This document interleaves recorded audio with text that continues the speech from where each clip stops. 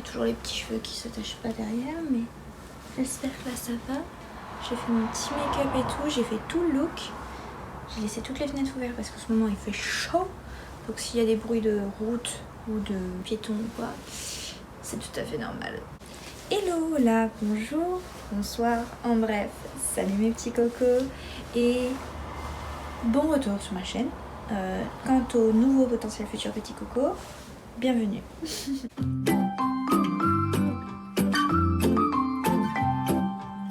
Bon, cette fois je vais encore faire un autre type de vidéo. Je vais pas parler de mes séries favorites, je vais pas parler de manga ou de BD, je vais pas parler de mes séries pas favorites. Je vais vous parler de livres en mode solo. Donc c'est des livres qui se lisent tout seuls, il n'y a pas de suite. Ils sont écrits comme ça. C'est qu'un exemplaire. Je vais vous parler uniquement de 2 livres dans cette vidéo. Je vais commencer cette proposition de vidéo qui va être à peu près mensuelle par 2 livres que j'ai bien aimés quand même, plutôt que 2 livres que j'ai complètement détestés. Et commencer par un livre que je n'aime pas et dont je vais mal parler. C'est 2 livres que je vais recommander un peu pour 2 différentes raisons. Et d'ailleurs, vous allez très vite le découvrir au cours du visionnage de cette vidéo. Donc, restez. Et on a compris le watch time. On continue à trouver des techniques pour les 12 personnes qui me regardent. Donc moi je possède ces 2 romans en papier. Un est un peu plus ancien que l'autre parce que déjà ça a été donné. C'était même pas acheté quand je l'ai reçu. Il était déjà un peu abîmé et maintenant je crois qu'il est encore plus parce qu'il a mal supporté, je pense, quelques cartons. Donc peut-être un jour le racheter en bel exemplaire serait une bonne idée. Et l'autre, ma maman me l'a offert récemment, donc ça devrait aller. Il est plutôt encore pas mal. C'est juste la couverture, c'est un peu une couverture comme les mangas, c'est un papier qui peut s'enlever facilement, donc c'est juste ça qui est chiant, c'est pas une couverture. Ma fenêtre qui vit sa vie, d'accord. C'est pas une couverture attachée, mais bon, allez, c'est pas grave. Alors je vais donc commencer d'abord par celui que je désigne sûrement le plus souvent quand on me demande comme mon livre préféré. Alors c'est très dur hein, en même temps de choisir son livre préféré, il y en a tellement. Et j'en aime tellement pour différentes raisons et ça dépend du mood. Mais celui-là, comme ça a été un des premiers à me faire ressentir les petits papillons dans le ventre avec son second personnage masculin, j'avoue, c'était une des premières fois où il y a eu une sorte de déclaration ou de moment de presque mort ou quoi. Enfin bref, un moment où le personnage masculin réalise qu'il est sur le point de perdre la protagoniste et c'est à ce moment-là qu'il dit un truc et moi j'ai littéralement eu mon ventre qui a fait ouh. C'était la première fois, j'étais en mode oh. Et c'est pour ça que c'est un de mes livres favoris. Je vais revenir aux raisons de pourquoi j'ai beaucoup kiffé ce livre, même si ça c'est une principale raison. Et donc il s'agit du livre qui s'intitule Les âmes vagabondes. C'est chiant à phraser. En anglais c'est beaucoup plus simple, le titre original, mais pourquoi pas. Je l'ai appris que plus tard. Moi je connaissais du coup que la version française pendant très longtemps. Donc Les âmes vagabondes. Donc il n'y a qu'un tome, comme je l'ai déjà dit dans la vidéo, je vais parler que de livres qui n'ont pas de suite. Mais en attendant, ce qu'il faut savoir c'est que j'ai été sur Goodreads du coup récemment et j'ai mis tous mes livres favoris, donc je les cherchais. Donc j'ai évidemment cherché celui-ci. Comme souvent les titres sont en anglais et que je connaissais le titre en anglais, donc je l'ai cherché en anglais. Et j'ai mis mon nombre d'étoiles, 5 étoiles évidemment. Et ensuite, qu'est-ce que je vois? Je vois qu'en fait, souvent quand c'est une série, les livres, ils ont une petite barre grise qui est cliquable et qui permet d'accéder, on va dire, à l'enchaînement de tous les livres de la série. Quand j'ai vu ça au-dessus de ce livre, je me suis dit non, me dites pas que ça fait... me dites pas ça fait 10 ans que je suis passée à côté de la suite quoi. Et du coup, je clique. Et ben non, en fait, c'était prévu que l'autrice fasse encore 2 autres tomes, donc c'était prévu que ce soit une trilogie. Mais elle a préféré retourner sur Twilight encore et encore, version on change les sexes, version du point de vue du personnage masculin, plutôt que de continuer cette série. Très bien. D'ailleurs, un des commentaires du livre annoncé comme étant la suite de Les âmes vagabondes Sur Goodreads, il y a une fille qui commande depuis des années, chaque année quand elle attendait le livre en question qui était annoncé, elle disait bon, entre temps qu'est-ce qui s'est passé depuis que on a attendu le livre? Et bah il y a eu Barack Obama qui est devenu président. Ah bah non, qu'est-ce qui s'est passé maintenant? Donald Trump. Et bah maintenant, Joe Biden. Du coup, cette fille me fait rire parce que ça se voit qu'elle a compris que ça sortira jamais mais qu'elle continue à faire de l'humour en mode c'est bon, c'est la tradition, il faut que je continue. On attend ça depuis 10 ans, bah du coup non, même plus, depuis 15 ans.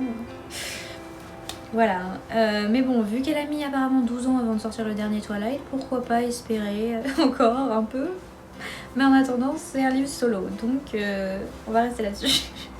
Bref, quel gâchis. C'est sorti en 2008, c'est pour ça que je dis que ça a 15 ans. Moi, bien sûr, je l'ai pas lu en 2008, j'avais 6 ans. Je me suis... Ma fenêtre... Je vais peut-être les fermer maintenant que j'ai baissé les stores. Donc voici les âmes vagabondes. Donc vous voyez quand je vous disais qu'il était un peu abîmé. Ça c'est la version de poche. Donc peut-être que je vais prendre un autre. Mais même la version de poche, regardez comme il est épais. Je savais pas, j'avais oublié qu'il était aussi long. Il fait... Oh, j'avais lu autant de pages. Ah ouais, j'étais chaude à l'époque. 830 pages les gars. Ok, et ça commence à faire un petit moment que je l'ai pas relu. Peut-être que je vais me remettre un jour, peut-être. Les âmes vagabondes, c'est la version de poche, donc elle est pas hyper jolie, mais elle m'avait déjà été refilée, je pense, par ma mère, ou qui, je sais même pas si c'était à elle ou si elle avait été donnée. Et bref, on voit les endroits, on voit des pliures, les pages sont très jaunies, on voit même...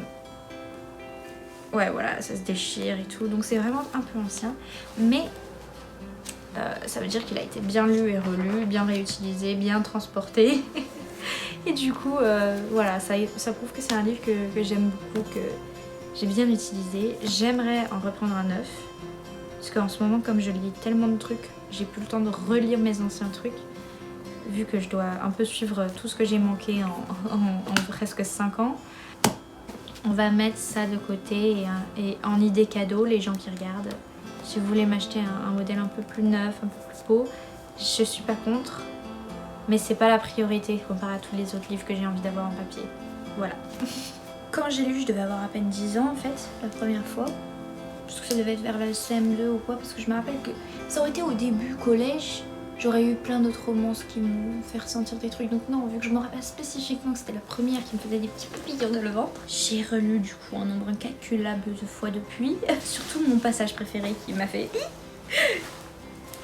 Mais sinon, toutes les scènes qui concernent justement le personnage en question que j'aime bien avec la protagoniste. Surtout que moi j'ai une tendance à aimer les enemies to lovers et justement au départ, légèrement une tentative de la tuer avant qu'on me fasse passer pour une psychopathe ou j'en sais rien.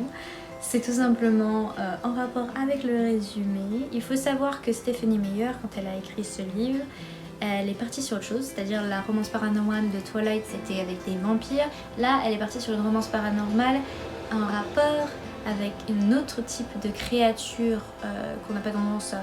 Enfin quoi, avant on n'avait pas trop tendance à mettre en couple avec des êtres humains. Il s'agit des aliens. Ce livre est en fait une science-fiction romantique avec un aspect dystopique du coup. Parce qu'en fait il s'agit, je vais vous faire un résumé, je sais pas quelle année elle a dit que ce serait, je sais même pas si c'est précisé dans le livre, mais en gros dans le futur, à un moment donné, il y a une espèce d'extraterrestre qui vient sur notre planète et eux ce sont genre des tout petites puces insectes ou un truc comme ça, un peu bizarroïdes et ils peuvent pas survivre, ils sont très fragiles tout seuls, donc ils survivent souvent quand ils vont sur une planète en s'immisçant dans les corps des êtres vivants de la planète. Et donc on suit le personnage de Gabi, enfin je crois que c'est Vagabonde justement son nom, parce que elle a souvent été sur plein de planètes, et elle rentrait dans le corps des êtres vivants de ces planètes, et donc on a son expérience, on a sa comparaison avec les autres planètes dans l'histoire, et à un moment donné là elle se réveille, elle est dans le corps d'une humaine, et elle se souvient littéralement des derniers souvenirs juste avant qu'elle meure, et cette fois c'est beaucoup plus violent, elle est en mode... Waouh, c'est pas du tout ce à quoi je suis habituée quand je me réveille dans un corps. Puis elle voit le corps humain, elle est en mode oh c'est bizarre, c'est nouveau et tout. Et en fait tous les autres humains de la planète sont déjà possédée par les aliens. Et en gros, elle a été réveillée par les autres aliens qui l'ont rentrée dans ce corps-là. Et ils l'ont fait pour qu'elle tire les informations parce que c'était une des dernières humaines encore en vie, qui n'était pas possédée, qui résistait entre guillemets contre l'invasion. Et du coup ils étaient en mode il faut que tu nous dises comment elle a réussi à survivre, avec qui elle était cachée.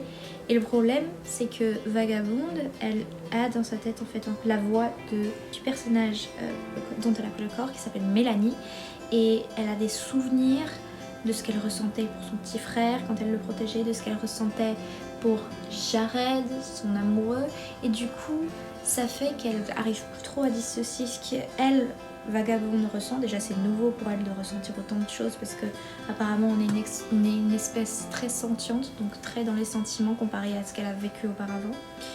Et beaucoup plus chaotique d'ailleurs, elle le remarquera, elle comprend pas trop comment les humains deviennent aussi violents ou quoi, alors que eux c'est littéralement la société parfaite. Enfin c'est presque une utopie, c'est juste que c'est dommage que ce soit des aliens qui envahissent les corps des humains. Voisin qui ouvre les fenêtres. Et donc, à un moment donné, avec Mélanie qui la combat mentalement, elle arrive à la convaincre de partir de ce centre-ville, on va dire, très futuristique, très surveillé par les aliens. Et elle va par elle-même s'échapper et retrouver là où les humains se cachent, les derniers encore survivants.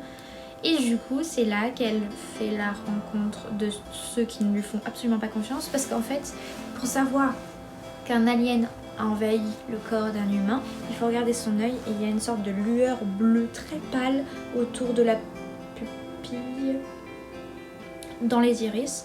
Mais donc si t'as les yeux bleus, ça se voit quand même. Par exemple, c'est vraiment un truc spécifique, presque fluo je pense. Et quand il la voit et qu'elle enlève ses lunettes, ou bref quand il voit ses yeux, ils sont tous en mode non, on peut pas lui faire confiance même si c'est Mélanie. Mais il y en a, ils sont direct en mode il faut la tuer. Et les autres ils sont en mode mais attendez, c'est le corps de Mélanie, il y a peut-être moyen de sortir la chose de dedans elle, donc faut la garder. Donc il la garde prisonnière. Même si le gars que j'aime bien, Yann, l'a attaqué du coup direct pour protéger le camp et tout. Et du coup ça fait qu'elle apprend entre guillemets à cohabiter avec les humains. Elle leur explique que Mélanie est à l'intérieur, qu'elle n'est pas morte en effet, mais qu'elle pourrait pas survivre sans être dedans. Donc, au début ils s'en foutent un peu, mais en fait elle crée des liens et elle leur montre qu'elle est pas si mauvaise, qu'elle demande pas, qu'elle veut pas tuer qui que ce soit ou quoi, elle est juste une vagabonde qui a besoin d'un habitat. Et du coup, c'est très mignon par moments, par d'autres moments ça fait très philosophique, ça réfléchit sur un peu ce qui est la question de l'espèce humaine et nos caractères et nos réactions. Et à la fois les romances, du coup il y a un peu un triangle amoureux parce que du coup comme elle est mélangée avec les souvenirs et les émotions de Mélanie, quand elle voit Jared elle est attirée, elle a envie d'être avec lui, mais lui il est un peu dégoûté que ce soit une alien, mais en même temps ça reste le corps de Mélanie et comme elle lui dit qu'elle est à l'intérieur, il est quand même très intéressé. Et ce qui se passe c'est qu'elle se rapproche aussi du coup de l'autre garçon que j'aime bien, Yann, qui lui se plaît juste avec Gabi, puisque Mélanie à chaque fois elle est en mode arrête de te rapprocher de lui, on l'aime pas, mais en même temps j'ai pas envie que tu aimes mon Jared, tu vois, c'est un peu complexe du coup la duplicité des deux personnalités. Mais justement j'aimais beaucoup cet aspect parce que même entre elles, au départ du coup Mélanie et Vagabonde ça clash parce que c'est Mélanie elle est en mode non je veux pas de toi ici, et Vagabonde elle est en mode je comprends pas, tu devrais être morte, tu n'as pas à être dans ma tête. Et ensuite, après coup, elles-mêmes entre elles, comme elles sont obligées entre guillemets de cohabiter dans le même corps, elles deviennent potes. Donc c'est presque comme une schizophrénie, mais expliquée scientifiquement parlant par des extraterrestres. Moi, ce qui m'a plu, c'est évidemment la romance. J'aimais bien quand même la relation Mélanie et Gabi, parce que du coup, à force Vagabonde, le surnom, ils vont lui dire ça fait pas très humain de se faire appeler Vagabonde, donc on va t'appeler Gabi. Et en gros, cette relation entre elles commence à s'épanouir. La fin, je suis un peu mitigée à propos de la fin parce qu'en grandissant, je me suis rendu compte qu'en effet, peut-être le personnage principal, spoiler alert, finit avec un gars du coup un peu plus âgé qu'elle, alors qu'elle est censée avoir des millénaires vu qu'elle a vécu sur plein de planètes, mais niveau corps, Stéphanie Meyer a tendance à aimer la pédophilie. Du coup, elle a un corps assez enfantin, du coup je suis pas sûre d'être toujours fan de ça, mais j'aime tellement le côté que ce soit en fait pour l'âme, qu'il y ait une histoire d'amour et pas pour. Donc ça m'a énormément plu. Je sais plus ce que j'ai dit, ma maman vient d'intervenir. Merde, tu sais quoi? Alors, ce qu'il y a eu, c'est en 2013, donc environ 5 ans après que le livre soit sorti. Ça a dû quand même pas mal marcher le livre pour que, bah voilà, en 2013, ils pensent encore à faire une adaptation. Elle est sortie au cinéma. Je crois pas que ça a beaucoup marché, mais ça a été quand même assez connu à l'époque quand c'est sorti. Je dirais que ça fait moins d'émotion que dans le livre parce que pour montrer le côté doux et paisible et presque innocent de l'alien qui est en Mélanie, souvent l'actrice elle est un peu neutre et les autres pour montrer que les humains sont soit très violents, soit au contraire très compréhensifs. Merci. Et bah en gros je trouvais que, je sais pas, c'était pas comme ça que j'avais imaginé les choses dans le livre, je les imaginais quand même un peu plus expressifs et tous, un peu plus proches physiquement. Ouais, non, ça fait très... Voilà, on est là et il se passe ça. Je sais pas comment expliquer, mais bref, c'est un peu moins bien le film. Bien sûr, j'ai quand même kiffé. J'ai adoré aussi la fin parce qu'avec le générique, ils avaient mis une musique de Imagine Dragon, Radioactive. Et j'étais en mode, ah bien sûr, ça va trop bien avec l'ambiance du film, enfin du livre aussi. Et ça a un peu une fin ouverte à la fin dans le sens où, bon, on a déjà au moins les histoires d'amour qui sont terminées. Mais sur le sort des humains et des aliens, c'est pour ça que je pense qu'elle avait prévu une trilogie à la suite, mais finalement comme c'est plus qu'un seul livre, bah ça fait fin ouverte, donc c'est pas une très grosse ouverture, mais c'est quand même un truc genre qui résout pas le problème qu'il y a. Donc si vous êtes curieux et que vous aimez pas trop les fins ouvertes, je vous dirais ça en vaut quand même le coup, mais préparez-vous. Et sinon, si vous en avez rien à faire, bah tant mieux. Alors, ensuite, passons au livre que j'ai acheté en tant que fan de Marvel. Je vais vous montrer aussi quelques petits posters Marvel, les petites photos que j'ai affichées ou quoi. Mais en gros, je suis une fan de Marvel, comme je l'ai déjà dit, du MCU. Et surtout du personnage de Gamora. Donc, ce personnage-là. Cette pop là qui par exemple la tête c'est complètement détachée, mais je la garde parce que c'est la seule que j'ai de Gamora jusqu'à ce que j'en rachète une. D'autant plus depuis Infinity War, Avengers Infinity War, donc spoiler alert, Vormir, ce qui se passe pour elle et ce qui se passe pour son second personnage depuis qu'elle est revenue avec les voyages dans le temps et tout, c'est un peu compliqué. Entre guillemets, je préfère l'ancienne Gamora. La Gamora qui a connu Peter quoi. Donc je vais vous parler de Gamora et Nebula. Donc c'est encore une fois une Gamora avant qu'elle fasse la connaissance des Gardiens de la Galaxie et donc de Peter, mais quand même à l'époque où elle était sous le service de Thanos et où elle était en constante compétition avec sa sœur Nebula. Et donc ce livre, concernant cette histoire spécifique sur Gamora et Nebula, il n'y a qu'un seul livre. L'autrice a écrit d'autres sorte de livres canon, donc canon ça veut dire qui sont en accord avec la temporalité de Marvel et quand même qui sont officiels, c'est pas juste une fanfiction, imaginons. Elle a écrit d'autres livres Marvel sur d'autres anti-héros dont elle explore soit je pense la backstory, donc les origines ou le pourquoi du comment ils finissent comme ça dans les films, soit sûrement une aventure privée qu'on n'a pas vue dans les films. Mais je les ai pas encore lus. Ils sont dans ma pile à lire, mais pour dans très longtemps parce que c'est des anti-héros qui me plaisent beaucoup moins. Je suis pas, genre je sais que c'est les principaux, que tout le monde sont fans de le Soldat de l'hiver et Loki. Moi c'est ceux que je ne kiffe pas tant que ça. Je suis en mode oui ils sont cool, mais je suis pas en mode ah. Alors que quand il y a eu un livre sur le Gamora, j'étais en mode ah. Donc il est sorti en 2021, j'avais vu la pub sur Instagram, je l'ai envoyé vite fait à ma mère en disant oh t'as vu il y a un livre Marvel carrément, parce que j'avais l'habitude des comics. Je vous ai dit j'en lis quelques-uns, mais j'ai pas tout lu, surtout les Gardiens de la Galaxie, je crois que j'ai jamais lu un seul comics d'eux, peut-être il y en aura là dans la collection de mon frère, comme j'avance tout doucement dedans.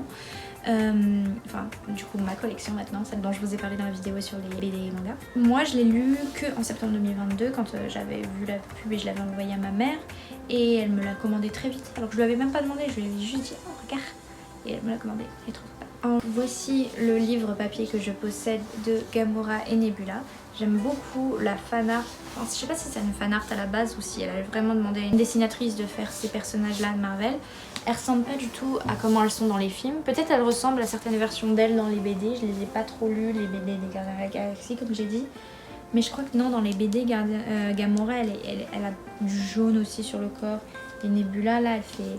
Ceci dit, elles font toutes les deux jeunes et presque propres niveau peau et tout. Peut-être que c'est avant que leur père leur fasse autant de modifications comme elles l'ont dans les films pour s'améliorer. Donc là, c'est le gant derrière du papa avec Infinity War.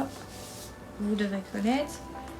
Là-dedans, en fait, c'est un modèle anglais. Donc voici, vous voyez, il y a le logo Marvel en dessous, il y a Mackenzie Lee. C'est d'ailleurs assez bizarre, la découpe du livre n'est pas droite du tout. C'est comme s'ils avaient fait exprès que tout soit déchiré. Et sinon, les livres sont en anglais. Le livre que j'ai moi est en anglais, mais je crois qu'il existe sûrement en français. À chaque début de chapitre, il y a un code. Et dans ce code, permet d'avoir le nom du chapitre. Et je sais plus où est-ce qu'il est décrit le code, ça doit être au début. Et j'ai bien aimé la dédicace For Dad, We Are Groot. Donc en français, ce serait pour papa, nous s'appelle Groot. Comme il l'a dit à la fin du premier Gardien de la Galaxie. Et je sais pas où est-ce que j'ai vu le code, comment il fonctionne. Alors, où est-ce que c'est écrit le code? Je sais que j'ai vu un moment donné, puisque je l'avais sur mon carnet, et je traduisais littéralement tous les titres du code avec le code. Bon, vous l'aurez un jour, donc si vous êtes intéressé, bon, tant pis. Donc bref, voilà, moi j'aime bien, il est joli. Le seul souci c'est que voilà, ce soit une couverture comme ça, et en dessous en fait il n'y a rien, c'est le livre, il est noir. Donc soit un jour je la collerai, mais c'est pas très beau la colle sur des livres. Parce que ça me perturbe. Moi je sais quand je le lisais, j'avais du mal parce que ça arrêtait pas de glisser. Après c'était pas mal pour marquer des pages, mais bon, autant juste coller tout ce qui est sur le carton. Et ça là, le laisser me décoller. Je sais pas. Bref. Du coup ouais, le plastique il s'est un peu abîmé parce qu'il glisse, parce qu'il est pas hyper solide. Mais bon.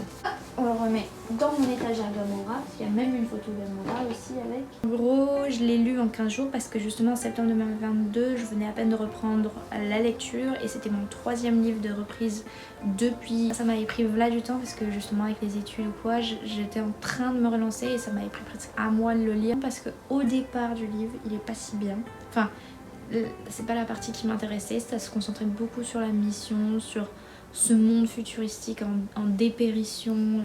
Pas futuristique d'ailleurs, non, c'est un monde extraterrestre du coup, puisque c'est un voyage interplanétaire. Mackenzie Lee, cette autrice, elle a écrit une science-fiction, puisque de toute façon, Marvel c'est souvent de la science-fiction, entre guillemets, mais surtout quand ça se concentre sur les personnages comme Gamora et Nebula qui sont littéralement des extraterrestres. Donc c'est sur on va dire une mission que Gamora a fait pour son père avant de devenir gardien de la galaxie, et Nebula qui est en compétition avec elle pour cette mission, bien que Gamora le sait pas forcément parce qu'elle fait pas gaffe à Nebula, elle est vraiment juste en mode il faut que je fasse ça pour mon père, c'est mon boulot, j'ai une réputation à tenir, faut que je fasse bien mon boulot. Et Nebula elle est tout le temps vénère que Gamora à chaque fois elle a des avantages, donc Nebula vient de perdre son bras justement dans un dernier truc où elle avait voulu impressionner leur père et elle s'était précipitée pour tuer des gens, mais elle s'est été mal prise et Gamora lui a fait la leçon. Et au lieu de l'aider, elle a suivi leur père en la laissant seule se débrouiller avec le bras complètement piégé. Et du coup, ouais, c'est ça, elle a un nouveau bras, elle n'est pas habituée, il est tout rouillé parce qu'elle peut pas demander de l'aide à son père parce qu'il a honte d'elle et il arrête pas de la maltraiter, hein, clairement. Et donc dans ce livre, c'était très difficile d'être du côté de Gamora finalement, parce que moi je suis une très fan de Gamora, mais là j'étais en mode ah, ok, je vois mieux pourquoi Nebula était si vénère et était une méchante en fait dans le premier Gardien de la Galaxie. Et en fait c'est un peu à ça que servent ces livres là, je pense, c'est pour donner les origines des personnages, les explications de pourquoi du comment avant les films. Aussi la Gamora qui est là, elle fait un peu différente des Gardiens de la Galaxie parce que dans les Gardiens de la Galaxie elle est très certes fière et c'est une combattante donc elle est badass, elle a peur de rien, mais elle est quand même très dans les sentiments, dans l'empathie, dans le côté il faut qu'on aide les gens. Elle est dans la générosité bien qu'elle ne le laisse pas entrevoir, elle est vraiment dans le côté c'est une question d'honneur. Et là, entre guillemets, dans le livre, elle n'a pas encore ce côté-là parce qu'elle est en mode il faut que je fasse plaisir à mon père. Et c'est en fait au cours de ce livre-là qu'elle se rend compte à quel point leur père est en fait... Thanos est en fait pas vraiment son père, mais la maltraite ou maltraite sa sœur, et comment il fait tout pour les détruire alors qu'elles pourraient être si fortes ensemble. Et justement en fait pendant plus de la moitié du livre, je dirais, Gamora elle est en mode solo, c'est très long, c'est très ennuyeux, enfin pas ennuyeux mais c'est très long en tout cas, et Nebula elle continue à rager contre elle retrouve sa trace et tout ça. Et puis quand elles se rejoignent, il y a toujours cette méfiance de est-ce que tu es vraiment de mon côté, est-ce que tu vas vraiment m'aider, ou est-ce que tu vas me tuer ou quoi. Mais finalement, elles ont quand même un de ces moments où elles sont vraiment sœurs. Et Gamora, elle se met à douter au dernier moment à cause de son père qui voilà. Et ça fait ça fait qu'elle va finir par la trahir. Et Nebula, elle est profondément, vraiment cette fois-ci, heurtées par cette décision de sa sœur parce qu'elles avaient vraiment réussi cette fois-ci. C'était pas juste une compétition par leur père comme d'habitude, cette fois elles s'étaient mises d'accord, elles étaient presque comme des sœurs, et j'avais adoré ce moment là où j'avais le sentiment qu'elles étaient sœurs quoi, et c'était pas juste deux femmes mises l'une contre l'autre à cause de Thanos. Aussi le livre est beau, il suit les comics parce que moi j'ai pas trop lu de comics avec Thanos, mais mon père m'avait dit que dans les BD, tout ce qu'il fait pour collectionner les pierres d'infinité, ce qu'on a vu dans le MCU, c'est pas du tout pour rétablir l'équilibre dans les planètes et dans l'univers. Non, c'est pour littéralement draguer la mort. Parce que la mort, c'est la vraie mort, hein, mais elle est personnifiée dans les BD et lui il est à fond sur elle. Et bah dans le livre, Gamora et Nebula font souvent référence au fait que la mort soit juste à côté de Thanos à chaque fois, que lui il essaie toujours de la caresser et tout ça, en gros il joue avec la mort, il est amoureux de la mort. Et elles sont en mode bon bah on va pas trop faire chez nos pères parce que si la mort veut nous faire la peau, voilà quoi.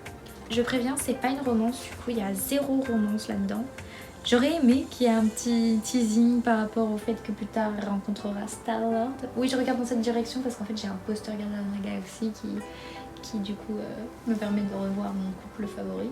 D'ailleurs dans ce premier poster il n'y a pas Nebula, alors que dans le dernier Gardien de la Galaxie il y a Nebula maintenant et elle est limite plus une gardienne que Gamora, puisque maintenant qu'elle est revenue du passé et que c'est plus la Gamora qui a rencontré les gardiens parce qu'elle est morte. Oui, je vous fais pas mal de spoilers si vous n'avez pas vu le MCU. Hein. Et ben en gros, elle revient et donc c'est presque la Gamora de ce livre-là qui est très pratique, très peu émotionnelle, n'a aucun scrupule à faire ce qu'elle doit faire. Dans le dernier film, justement, quand elle revient, Peter il est toujours amoureux de Gamora, enfin sauf qu'il l'a perdue, elle est morte, mais celle-ci du coup comme c'est toujours une Gamora, il essaie de se rapprocher, mais elle lui fait mais je suis pas ta Gamora elle a l'air toute gentille, on dirait Nebula en mode je suis pas gentille moi, mais en fait c'est vrai que Nebula a beaucoup évolué grâce aux gardiens dans les films, faut voir pour se connaître, et si vous connaissez vous savez de quoi je parle. Et dans les livres justement on voit qu'elle a toujours eu cette capacité à être gentille ou à prendre soin des autres, c'est juste que son père et entre guillemets sa sœur sans faire exprès l'ont tellement brisée que ouais elle est devenue cette personne amère dans le premier film par exemple. Et d'ailleurs c'est la fin du livre, j'étais pas bien, j'ai quasiment eu les larmes aux yeux pour Nebula, alors que Gamora, j'étais aussi pas bien pour Gamora parce qu'elle s'est rendue compte de ce que son père l'avait forcé à faire et j'étais en mode non. J'ai pleuré aussi parce que du coup je savais déjà que Gamora allait mourir, et puisque j'ai lu ça bien après Infinity War, et du coup j'étais en mode emotional wreck, donc une masse de larmes. Donc si vous connaissez pas encore ces romans de science-fiction, ces deux-là que je viens de vous parler, qui sont quand même un peu différents, très différents même l'un de l'autre, que vous pensez être assez une intello, geek, nerd, comme vous voulez, pour pouvoir les apprécier, n'hésitez pas, je recommande si vous êtes une sensible ou insensible comme moi. Sur ce, moi je retourne à ma liseuse, vous faites de bonnes lectures mes petits cocos.